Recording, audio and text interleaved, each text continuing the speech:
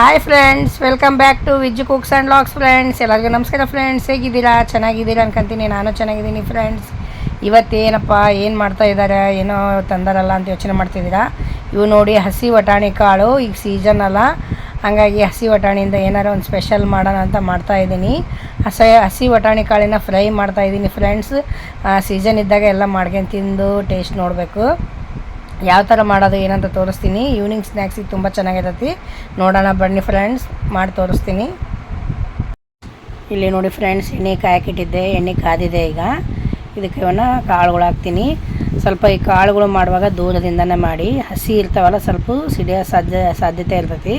ಹಾಗಾಗಿ ಸ್ವಲ್ಪ ದೂರ ನಿಂತ್ಕೊಂಡು ಹಾಕಿ ಚಟ್ಪಟ್ ಅಂತ ಸಿಡಿತಾವು. ಎಳೆವಿದ್ರೆ ಸ್ವಲ್ಪ ಬಲ್ತಿದ್ರೆ ಆ ಥರ ಏನಾಗಲ್ಲ. ಸ್ವಲ್ಪ ಸಣ್ಣ ಸಣ್ಣ ಎಳೆವಿದ್ದಂಗಿದ್ರೆ ಎಣ್ಣೆಗೆ ಹಾಕಿದ ತಕ್ಷಣ ಚಟ್ಪಟ್ ಅಂತ ಸಿಡಿತಾವು.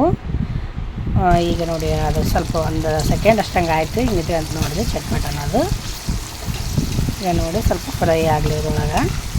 ನೀವು ಸ್ವಲ್ಪ ಆಯಿಲ್ ಹಾಕಿ ಹಂಗೆ ತವಾ ಫ್ರೈನೂ ಮಾಡ್ಬೋದು. ಆ ಥರ ಮಾಡೋದಕ್ಕಿಂತ ಈ ಥರ ಡೀಪ್ ಫ್ರೈ ಮಾಡಿದ್ರೆ ಟೇಸ್ಟ್ ಜಾಸ್ತಿ ಇರೋದ್ರಿಂದ ನಾನು ಡೀಪ್ ಫ್ರೈ ಮಾಡೀನಿ. ನಿಮಗೆ ಎಣ್ಣೆ ಆಯಿಲ್ ಜಾಸ್ತಿ ಅನ್ಸುತ್ತೆ ಅನ್ನಂಗಿದ್ರೆ ತವಾ ಫ್ರೈ ಮಾಡ್ಕೊಳ್ರಿ. ಇವನ್ನೇ ಆದಷ್ಟು ದೂರ ನಿಂತ್ಕೊಂಡ ತೆಗೆದಿಲ್ಲ. ಹಸಿ ಬಟಾಣಿ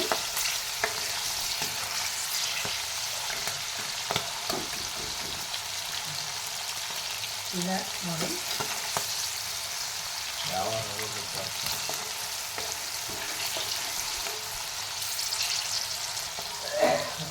ಕಾಳು ಬಲ್ತಿರ್ಬೇಕು, ಎಳೆವಿರಬಾರ್ದು. ಎಳೆವಿದ್ರೆ ಸಿಡಿಯೋ ಸಾಧ್ಯತೆ ಭಾಳ ಇರ್ತೈತಿ, ಸಿಡಿದ್ಬಿಡ್ತೈತಿ.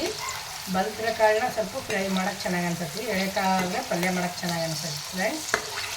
ಎಳೆಕಾಳನ್ನ ಪಲ್ಯ ಮಾಡಿ ಸ್ವಲ್ಪ ಬಲ್ತಿದ್ರೆ ಫ್ರೈ ಮಾಡ್ಕೊಂಡು ತಿಂದು ನೋಡಿ, ತುಂಬ ಚೆನ್ನಾಗಿರ್ತೈತಿ. ನೋಡಿ, ಇಷ್ಟ ಆದರೆ ಸಾಕು, ತೆಗೆದುಬಿಡ್ತೀನಿ.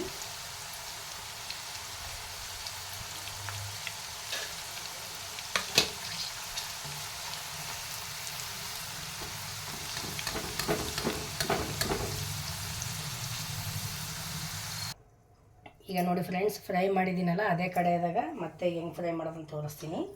ಸ್ವಲ್ಪ ಜೀರಿಗೆ ಹಾಕ್ತೀನಿ.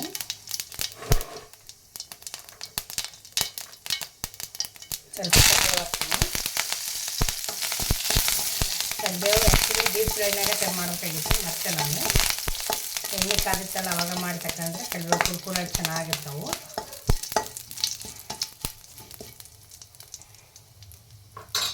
ಈಗ ಮೆಣಸಿನ್ಕಾಯಿ ಹಾಕ್ತೀನಿ. ಸ್ಪೈಸಿಯಾಗಿ ಚೆನ್ನಾಗಿರ್ಬೇಕಂತ ಹಸಿಮೆಣಸಿನ್ಕಾಯಿ ಹಾಕ್ತಾಯಿದ್ದೀನಿ. ನಿಮಗೆ ಖಾರ ಬೇಡ ಅನ್ನೋರು, ಇಷ್ಟ ಆಗಲ್ಲ ಅನ್ನೋರು ಖಾರ ಪುಡಿ ಹಾಕ್ತಿರ್ಬೋದು.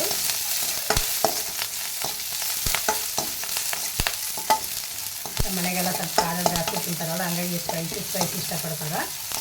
ಹಾಗಾಗಿ ನಾನು ಹಸಿಮೆಣಸಿನ್ಕಾಯಿ ಹಾಕಿ ಫ್ರೈ ಮಾಡ್ತಾಯಿದ್ದೀನಿ. ನಮ್ಮ ಮನೆಯವರಿಗೆ ಎಲ್ಲ ಸ್ವಲ್ಪ ಖಾರವಾಗಿರಬೇಕು.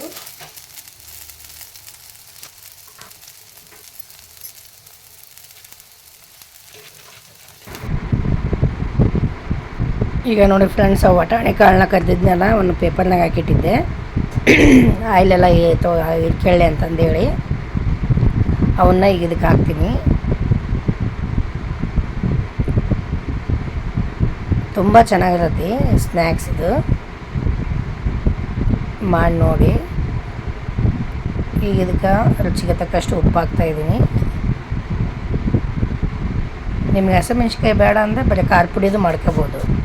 ಹಸಿಮೆಣ್ಸಿಕಾಯಿ ಬಿಟ್ಟು ಬರೀ ಖಾರ ಪುಡಿ ಹಾಕ್ಕೋಬೋದು. ಅರಿಶಿನ ಪುಡಿ ಹಾಕಿದೆ. ಈಗ ಏನಕ್ಕೆ ತವಾ ಫ್ರೈ ಮಾಡ್ತಾಯಿದ್ದೀನಲ್ಲ, ಈ ಥರ ಈ ಖಾರದ ಪುಡಿನ ಹಾಕ್ಕೊಂಡು ನೋಡ್ರಿ ಸ್ವಲ್ಪ. ನಾನು ವಟಾಣಿ ಕಾಳು ಸೊಪ್ಪು ಇರ್ತಾವಲ್ಲ, ಹಂಗಾಗಿ ಸ್ವಲ್ಪ ಸ್ಪೈಸಿಯಾಗಿದ್ದರೆ ಟೇಸ್ಟ್ ಅನ್ಸುತ್ತೆ. ಸ್ವಲ್ಪ ಗರಂ ಮಸಾಲ ಹಾಕಿದೆ. ಈಗ ಚೆನ್ನಾಗಿ ಮಿಕ್ಸ್ ಮಾಡ್ಕೊಳ್ಳೋಣ.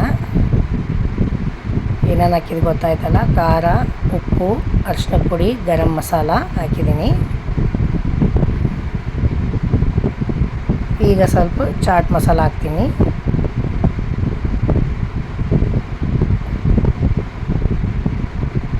ನೀವು ಬೇಕಂದ್ರೆ ಹಾಕ್ಕೋಬೋದು, ಇದು ಇಷ್ಟ ಬೇಕಾದ್ರೂ ಮಾಡ್ಬೋದು.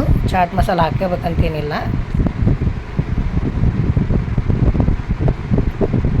ಇವು ನೋಡಿ, 1/4 kg ಕಾಳಿವು ಎಷ್ಟು ಕಾಣ್ತದವು, ಇಷ್ಟ ಆಗ್ಯವು. 1/4 kg ಬಟಾಣಿವು.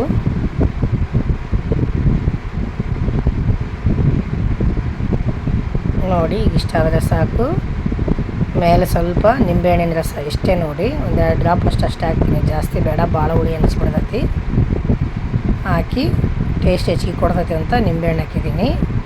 ಇನ್ನೂ ರುಚಿ ಹೆಚ್ಚು ಮಾಡ್ತೈತಿ ನಿಂಬೆಹಣ್ಣು ಹಾಕೋದ್ರಿಂದ. ಈಗ ಗ್ಯಾಸ್ ಆಫ್ ಮಾಡಿದ್ದೀನಿ ಆಲ್ರೆಡಿ ಆಗಲೇ. ನೋಡಿ ಫ್ರೆಂಡ್ಸ್, ಇವೇ ರೆಡಿ ಆದವು ಹಸಿ ಬಟಾಣಿ ಕಾಳು ಫ್ರೈ. ನೋಡಿ ಫ್ರೆಂಡ್ಸ್, ಹೇಗಿತ್ತು ಅಂತ ನೋಡಿದ್ರಲ್ಲ ಹಸಿ ಬಟಾಣಿ ಕಾಳಿನ ಫ್ರೈ. ನಾ ಮಾಡೋ ರೀತಿಯಲ್ಲಿ ಮಾಡಿ ನೋಡಿ, ತುಂಬ ಟೇಸ್ಟಿಯಾಗಿರ್ತದೆ. ಈವ್ನಿಂಗ್ ಸ್ನ್ಯಾಕ್ಸಿಗೆ ಎಲ್ಲೇನೋ ಹೋಗುವಾಗ ತೊಗೊಂಡು ಹೋಗ್ಬೋದು.